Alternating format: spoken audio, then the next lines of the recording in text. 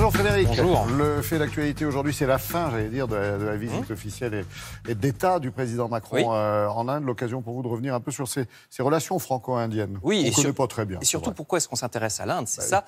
C'est parce que c'est un pays qui compte et qui va compter certainement de plus en plus, de plein de manières. D'abord, je vais vous montrer, vous rappeler où ça se trouve exactement. Vous verrez que ça se trouve au milieu d'une zone très intéressante stratégiquement et aussi intéressante qu'instable. Regardez cette carte et voyez le nombre de pays autour de l'Inde où la situation est très agitée. À l'ouest, l'Iran avec la question du nucléaire. En Afghanistan, la guerre sans fin des islamistes, ainsi que dans certaines régions du Pakistan.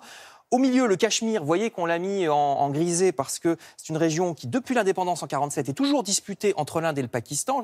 Chacun des deux en occupe la moitié et ne reconnaît absolument pas la présence de l'autre. Un peu à droite, vous avez le Tibet, région sous la botte de l'armée chinoise, là aussi depuis une soixantaine d'années. Complètement à l'est, la péninsule indo-chinoise, avec des pays en plein développement aussi économique, comme le Vietnam notamment. Donc vraiment, l'Inde est un carrefour stratégique. Et regardez encore ces images, on s'y intéresse parce qu'il y a aussi une armée très importante en Inde qu'on va voir tout de suite. La voici.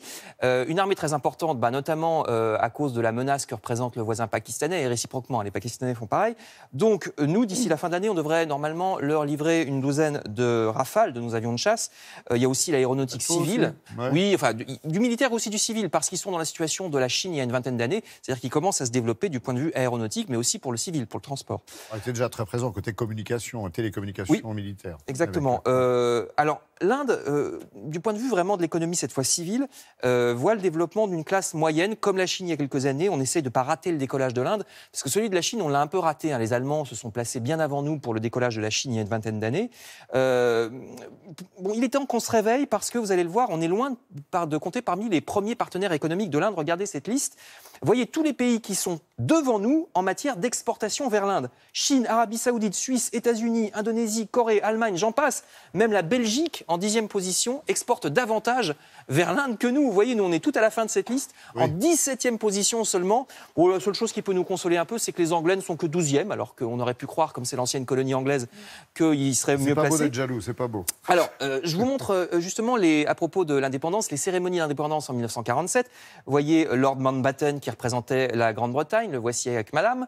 Le pandit Nehru qui fut le premier ministre de l'Inde pendant des années. Évidemment, Gandhi, le héros de l'indépendance et de la résistance non violente à la colonisation britannique. Je vous rappelle que depuis le début du 19e siècle, au moins, et jusqu'en 1947, donc les Indes étaient colonies britanniques. Je dis bien les Indes, parce que les Indes britanniques, ça recouvre aujourd'hui 3 pays, Pakistan, Inde et Bangladesh. C'était tout ça, les Indes britanniques. Alors, les Anglais n'y sont pas tellement restés économiquement comme on l'a vu, mais ils y ont laissé leur langue, et ça c'est important parce qu'il y a tellement de langues différentes dans les différents peuples de l'Inde et aussi du Pakistan et du Bangladesh qu'ils parlent entre eux en anglais la plupart du temps. Un peu en hindi, mais aussi beaucoup en anglais. Les chaînes de télévision sont aussi souvent en anglais.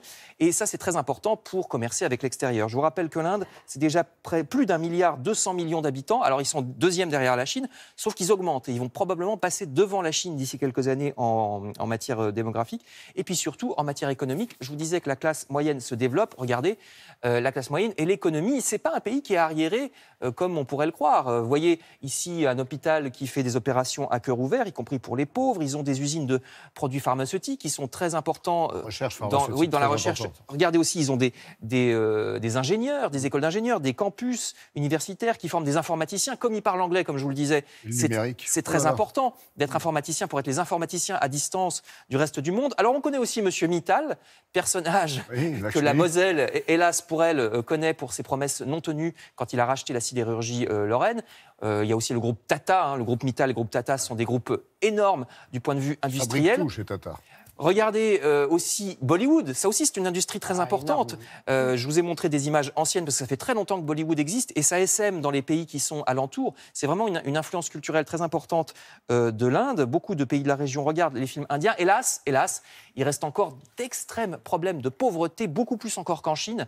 En Inde, vous voyez ici, c'est une mine où travaillent des enfants à partir de 8 ans, ce qui normalement est interdit en Inde, mais c'est comme les castes. Normalement, il est interdit de discriminer les castes inférieures dans la religion hindoue, mais en fait, en pratique, hélas, ça se fait encore. Pour l'instant, la richesse par habitant n'est que d'une centaine d'euros par mois en Inde. C'est 5 fois moins qu'en Chine et 30 fois moins qu'en France. Donc, je vous le disais, on attend le décollage de l'Inde et c'est pour ça qu'on essaie de se placer pour ne pas le rater comme on avait un peu raté celui de la Chine. Voilà, et puis merci Frédéric, vous ne nous l'aviez pas rappelé parce que tout le monde le sait, on est quasiment des voisins de l'Inde, puisque si on part de la Réunion ou de Mayotte par la mer et qu'on prend un certain cap, on arrive où? En Inde. Oui, et puis Chandernagore, Goa était... Oui, les anciens Goa, comptoirs. c'était portugais, je me rappelle plus. Chandernagore, c'était français. Oui, tout à fait, 5 comptoirs, exactement, à parler avec Voilà. l'ami Gersal. Allez,